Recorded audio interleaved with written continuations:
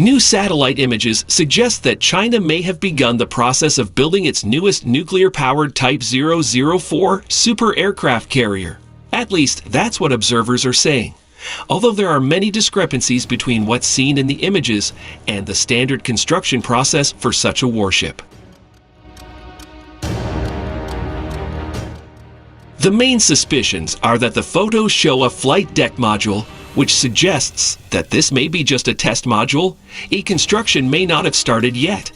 According to experts in the field, the image does indeed show a test module, but according to others, this is not the case. Well, you all know how skeptical I am usually, but this could actually be proof for the first time that 004 is under construction.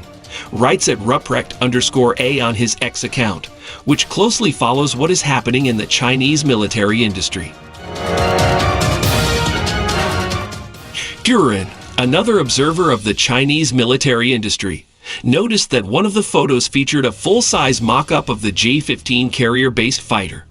This could be our very first look at Type 004 Chinese nuclear carrier modules at Dalian.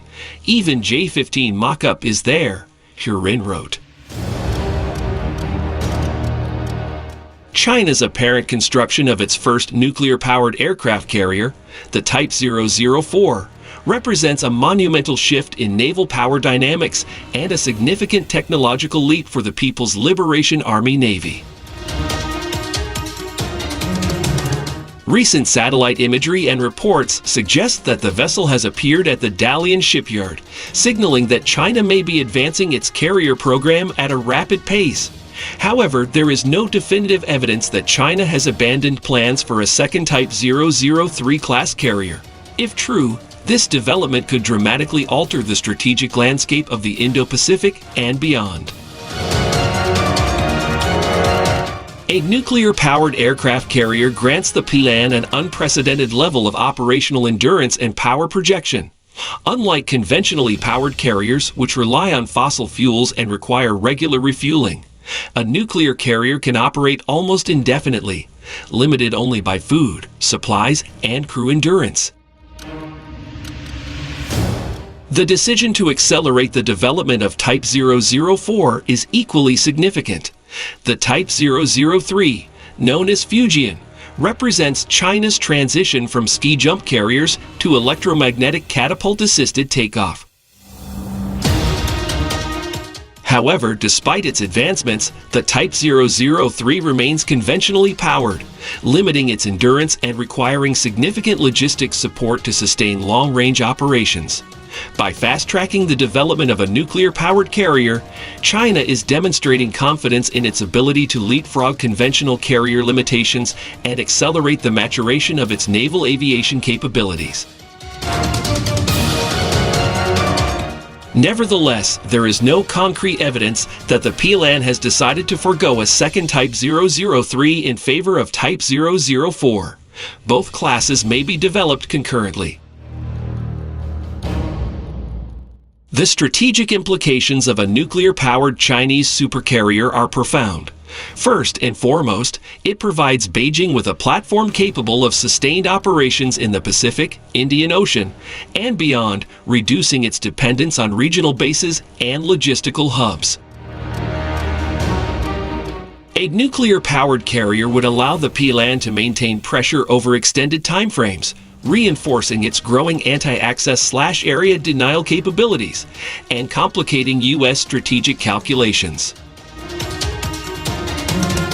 The technological ramifications of Type 004's development extend beyond the carrier itself. A successful nuclear-powered carrier program would likely translate into advancements in nuclear propulsion systems for other naval assets, including next-generation Chinese submarines and surface combatants. If China can master the complex engineering required for a nuclear carrier, it is plausible that it will soon develop nuclear-powered cruisers or destroyers, further enhancing its expeditionary capabilities. The key question remains how quickly China can bring Type 004 into operational service. Developing a nuclear-powered carrier is an extraordinarily complex endeavor, requiring not just advanced shipbuilding capabilities, but also a highly trained nuclear engineering workforce and comprehensive support infrastructure. Nevertheless, the rapid appearance of the Type 004 at the Dalian shipyard suggests that China is progressing at an aggressive pace.